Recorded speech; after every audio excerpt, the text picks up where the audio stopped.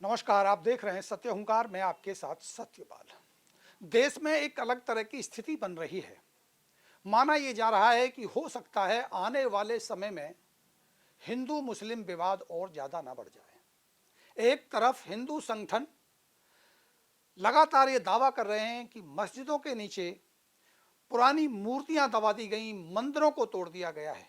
तो वहीं एक पक्ष है जो ये कह रहा है कि इस सारी कहानी के पीछे कहीं ना कहीं विवाद फैलाने की कोशिश है, कहीं ना कहीं भारत की इस शांतिपूर्ण व्यवस्था को भंग करने की कोशिश है, कहीं ना कहीं राजनीति धर्म पर ले जाने की कोशिश है।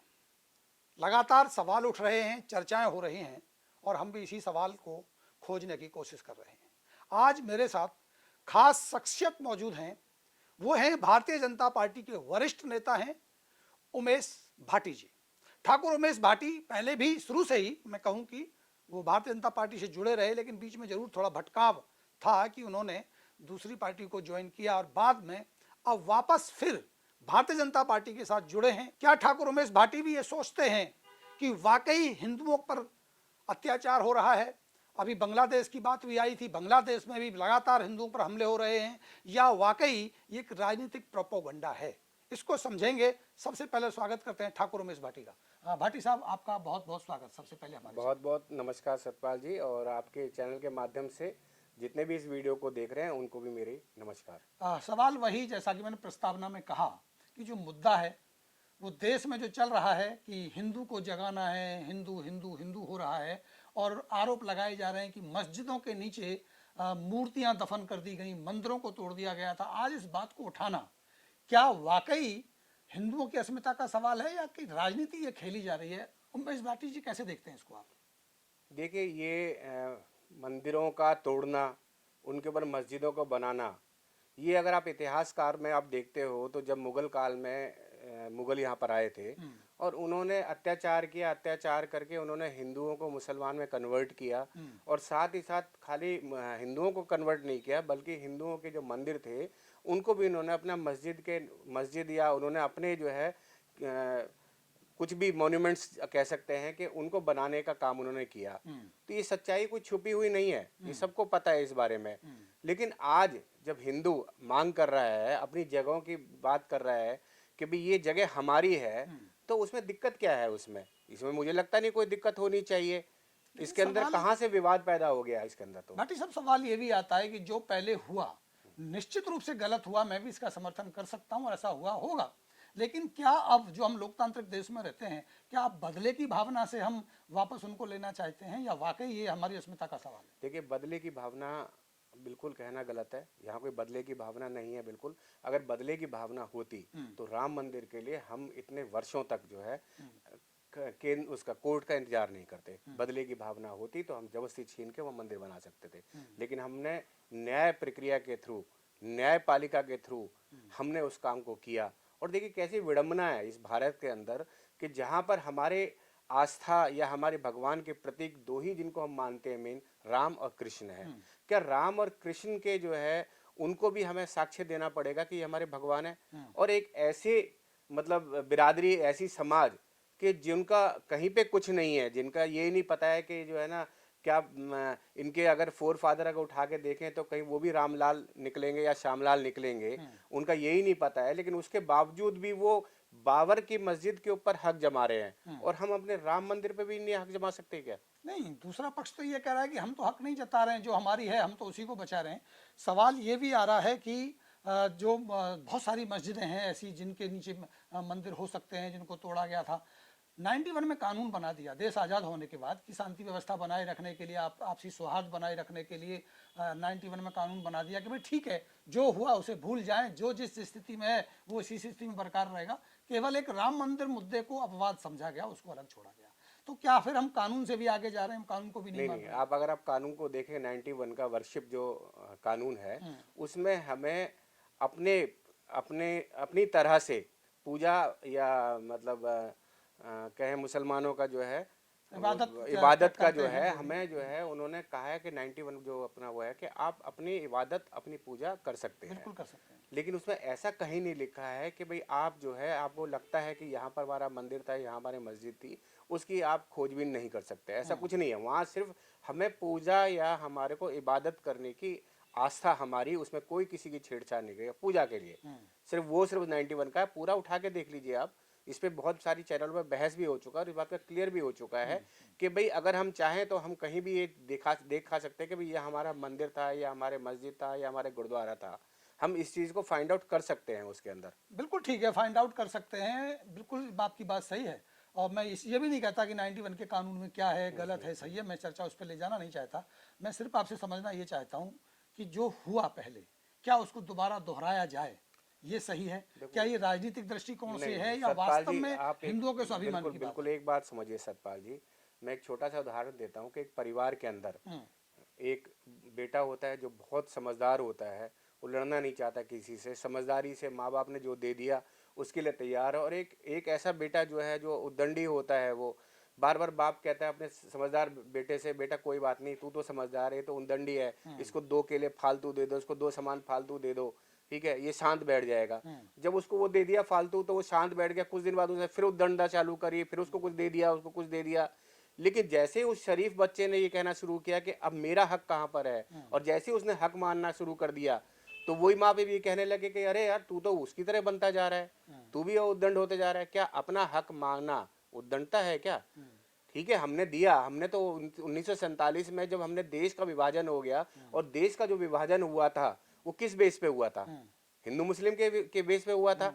उन्होंने अपना देश मांगा, पाक पाक का मतलब जो है मुस्लिम उन्होंने लिया, और हिंदुस्तान वो हमारा था। लेकिन हमारी ये जो है हमारे दिल में जो प्यार है, जो हिंदुओं के अंदर जो भावनाएं हैं, जो मेल मिलाप की, हमने कहा नहीं, जो चाहे यहाँ पर रह सकता है, हमने नहीं रोका उनको। लेकिन आज हालात ये देख लो कि उसी पाकिस्तान के अंदर जो 18-19% हिंदू थे, आज वो 2% रह गए, और हमारे यहाँ जो 18-19% थे वो 35% से ऊपर जा रहे हैं। तो इसका मतलब वो फल फूल रहे हैं यहाँ पे उनको। अब आज हालात ये हो गई है कि वो हमारे यहाँ पर हम उनको हमने जो है उनको यहाँ पे आदर सत्कार से रखा। आदर सत्कार रखने के बाद में भी आज वो अब पार्लियामेंट पे हक जमा रहे हैं कि ये वक्फ बोर्ड की जमीन है, और वो जिस मर्जी पे जमा देते हैं कि ये हमारा वक्फ बोर्ड की जमीन है। आज 18-19% 35% पे ये हक जमा रहे हैं, तो हालत फिर होगा, फिर एक और पाकिस्तान निकल के जाएगा कि यहाँ से। लेकिन भाटी साहब तो आज सवाल, हिंदू जाग चुका है, आज हिंदू जाग चुका है। हिंदू अपने हक को भी नहीं छोड़ना चाहता, और हमारा जो हक छीना गया है, अब हम अपने उस हक को भी लेकर रहेंगे। और पाकिस्तान ने जो हमारा जो पाक अधिकृत जो कश्मीर है, उसको भी हम वापस लेकर देखिए रहेंगे। सवाल भाटी साहब ये आता है कि जब देश आज़ाद हुआ उसके बाद संविधान लागू हुआ, तो संविधान सम्मति कोई बात होगी ना।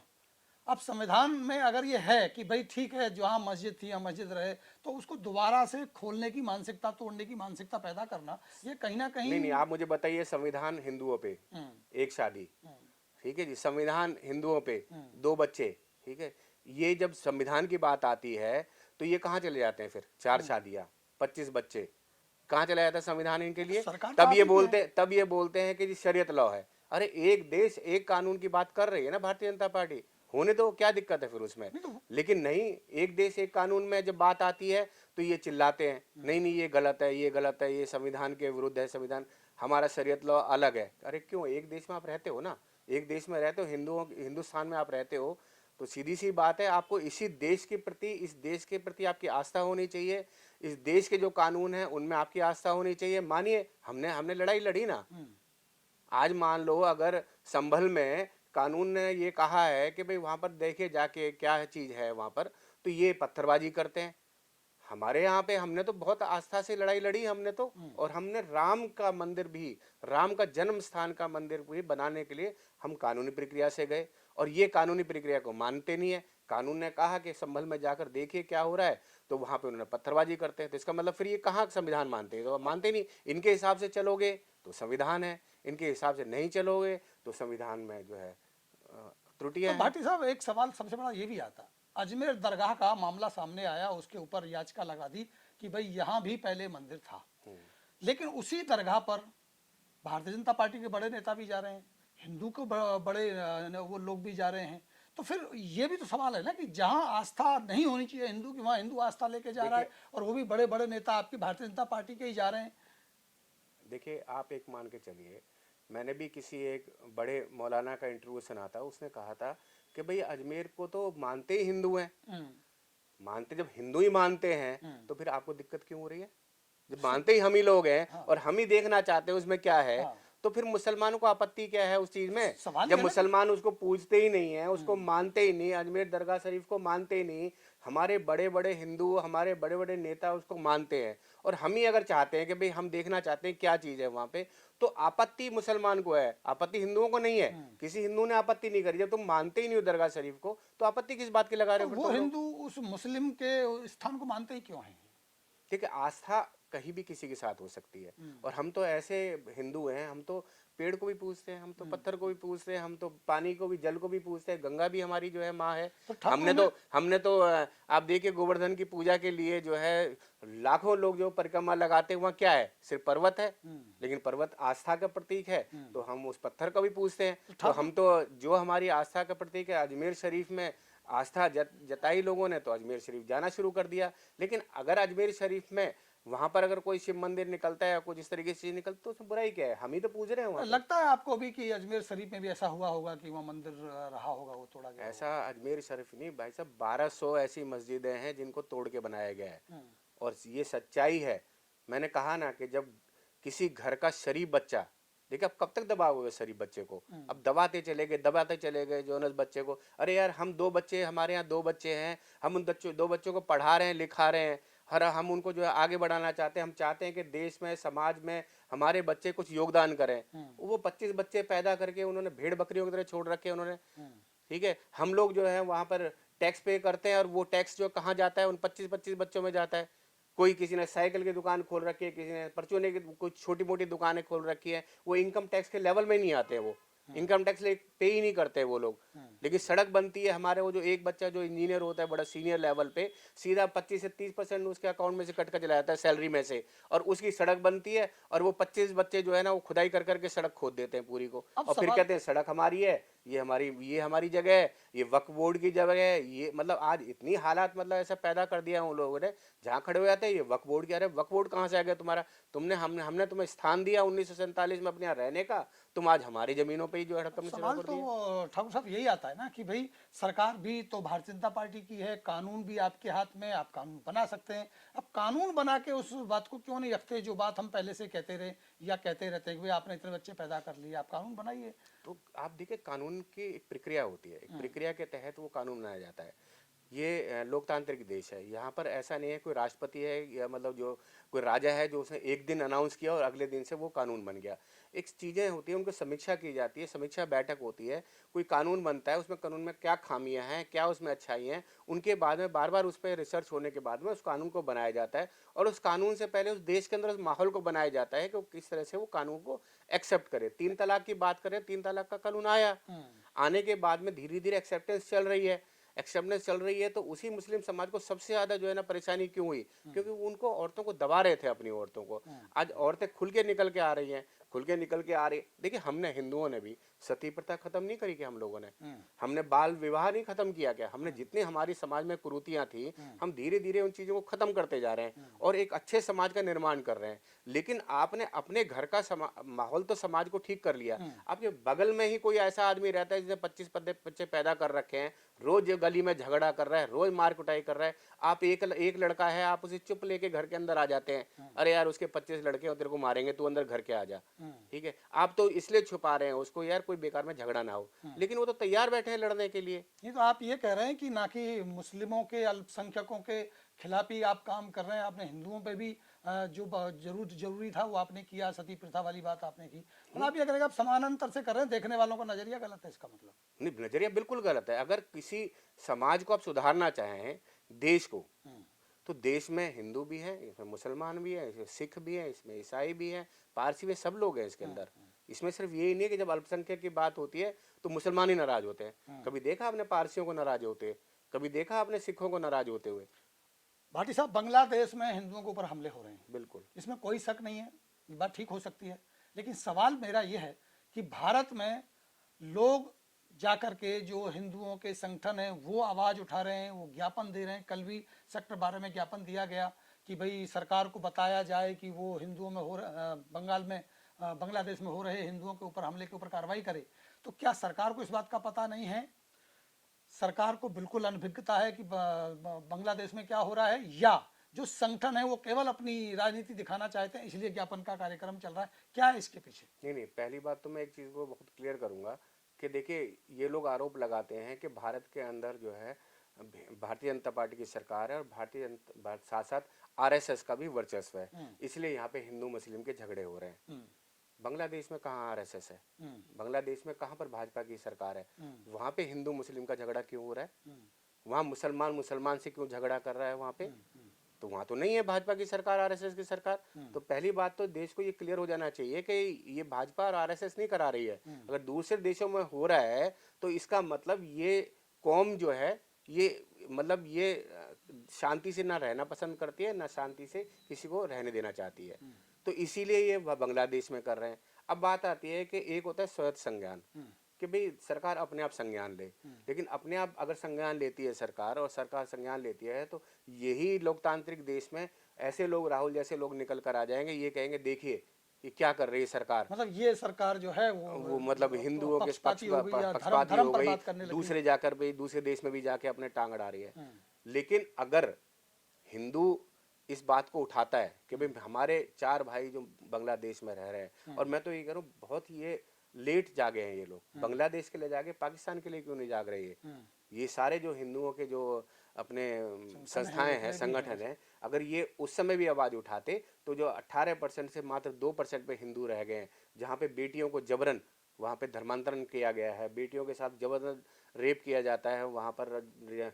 किस तरह से आप देखोगे फरीदाबाद में बहुत सारे परिवार हैं जो वहाँ से आए हैं पाकिस्तान से भागकर, और जबकि वो कहानियाँ सुनाते हैं तो रोंगटे खड़े हो जाते हैं। लेकिन आप भारत में देखिए, कभी आपने सुना है इस तरीके से?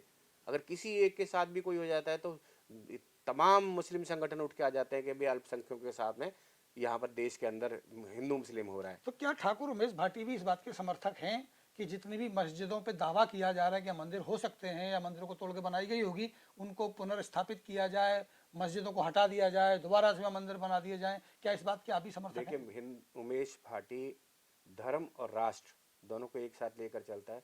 धर्म है तो राष्ट्र है, और राष्ट्र है तो धर्म है, और ये दोनों चीजें अगर जिंदा हैं तो ठाकुर उमेश भाटी भी जिंदा है, सतपाल भी जिंदा है, और इस देश का हर नागरिक जिंदा है। क्योंकि राष्ट्र और धर्म को दोनों को हमें बचाना है। खाली राष्ट्र को हम बचाते हैं तो धर्म नहीं बचेगा, तब भी कोई फायदा नहीं। फिर मुगलों वाला मामला आ जाएगा कि हम लोग को कोई ना कोई आके कन्वर्ट करके चला जाएगा, ईसाइयों की तरह हमें कोई कन्वर्ट करके चला जाएगा। तो इसलिए हमें धर्म भी उतना ही हमारे को पक्का चाहिए, क्योंकि हम सम्मानजनक तरीके से उस राष्ट्र में रह पाएँ जिस राष्ट्र को संजो के, जिस राष्ट्र को हमने अपनी मेहनत से, अपने पैसों से, मतलब अपने प्यार से जिसको तैयार किया है, अगर उसी में हमें कोई कन्वर्ट करके चला जाए तो वो भी गलत है। तो ये कन्वर्जन भी जो है वो नहीं है। तो मैं जितना प्यार राष्ट्र को करता हूँ मैं उतना ही प्यार अपने धर्म को करता हूँ, और मैं कट्टर हूँ धर्म के प्रति भी और राष्ट्र के प्रति भी। मेरे राष्ट्र से जो भी प्यार करेगा, चाहे मुसलमान है, चाहे रहने वाला यहाँ पर जो है ईसाई है, चाहे पारसी है, वो मेरा भी भाई है। लेकिन मेरे यहाँ पे रहकर अगर कोई बम फोड़ता है तो वो मेरा कुछ नहीं लगता है, क्योंकि जब वो बम फूटता है तो उसमें ना तो हिंदू मरता है, उसमें सब मरते हैं। क्यों बम फूटने के बाद में ये नहीं पता होता वहाँ कौन खड़ा हुआ है, वो मुसलमान भी खड़ा हो सकता है, वहाँ पे ईसाई भी खड़ा हो सकता है, लेकिन वो बम फूटता है तो किसी माँ के बच्चा तो मरता ही है ना। तो जब उनको इतनी भी शर्म नहीं है उन नालायकों को कि हम बम फोड़ रहे हैं तो कौन मर रहा है इसमें, तो इसका मतलब उनका धर्म तो सिर्फ अराजकता फैलाना है। भाटी साहब, आप संपूर्ण राष्ट्र की बात कर रहे हैं, साथ में धर्म की बात कर रहे हैं। संपूर्ण राष्ट्र के साथ साथ सर्वधर्म की बात कर रहे हैं या खाली हिंदू धर्म की बात कर रहे हैं?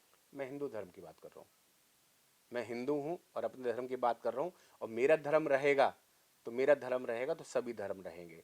अब मैंने अभी आपके सामने खुला कहा कि भाई मेरा धर्म ही नहीं बचा और मुझे ही कन्वर्ट कर दिया गया, तो फिर कहाँ बचा मैं?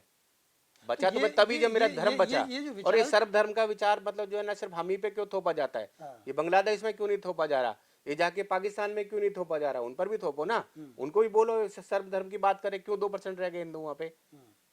उन पे भी उनको भी लागू होता है ना। वो तो मुस्लिम राष्ट्र हैं और हमारे राष्ट्र में साला 50 राष्ट्र बना दिए आप लोगों ने, तो ये तो गलत बात है ना। अब तो बड़ा नारा आपने दे दिया, अब तो कह रहे हैं भारतीय जनता पार्टी के लोग ही कह रहे हैं कि एक रहेंगे तो सेफ रहेंगे, तो उसका मायने क्या है कि केवल हिंदू एक रहें या जो अलग अलग जातियों में और धर्मों में बटे लोग हैं वो एक हो देखो, अगर हिंदू एक रहता है तो हिंदू धर्म बचता है, पहला, अगर इसको आप हिंदुओं पे लेकर चलते हैं। दूसरा, अगर हम भारत के जितने भी नागरिक हैं हम एक रहते हैं तो हमारा राष्ट्र सेफ रहता है। तो ये सोच की पद्धति है, अपनी अपनी सोचने की समझ है कि हम उस पर क्या सोच रहे हैं, कि भाई हम एक धर्म को लेकर चल रहे हैं, एक राष्ट्र को लेकर चल रहे हैं, लेकिन सच्चाई है एक है तो हम सेफ हैं। और उसमें एक में हिंदू और मुसलमान जिस तरह से प्यार से रहते हैं, अगर आज हम प्यार से रहें तो ये कौन आगे बम फोड़ जाएगा फिर हमारे बीच में?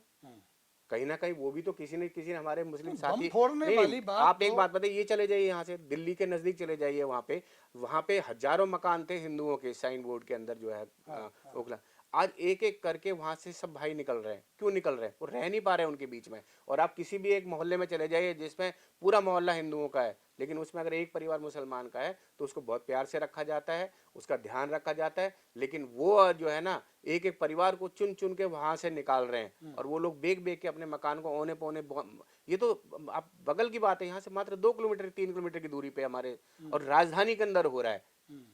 तो आप सोचिए कि अगर आप इंटीरियर में जाते तो वहाँ क्या हालत होगी, जहाँ 80% 70-80% मुस्लिम है, वहां पे एमपी भी जो है ना मुस्लिम निकल के आता है। क्यों निकल कर आता है वहां पे? तो वोट की तो वो सर्व राजनीति है, वोट के तो हिसाब से नहीं, आएगा। लेकिन वो सर्वधर्म की राजनीति नहीं कर रहे ना, वो सर्वधर्म की राजनीति नहीं कर रहे, वो सिर्फ एक ही धर्म की राजनीति कर रहे हैं, अपने धर्म की। तो अगर मैं अपने धर्म की बात करता हूँ तो क्या गलत है? तो क्यों ना अगर कोई ओबीसी मुसलमानों की बात करता है तो ठीक है, लेकिन कोई भी अगर हमारा मेंबर ऑफ पार्लियामेंट या विधायक या कोई हमारा जो है बीजेपी का कार्यकर्ता अगर हिंदू की बात करता है तो कहते हैं गलत है। अरे ओबीसी फिर गलत नहीं है क्या? लेकिन उसको कोई गलत नहीं बोलता। फिर दूसरा, कल आपने देखा आपने कि हिंदुओं ने पूरे देश में बांग्लादेश की बात करी उन्होंने, कितने मुसलमानों ने अपना रोष व्यक्त किया बांग्लादेश के प्रति?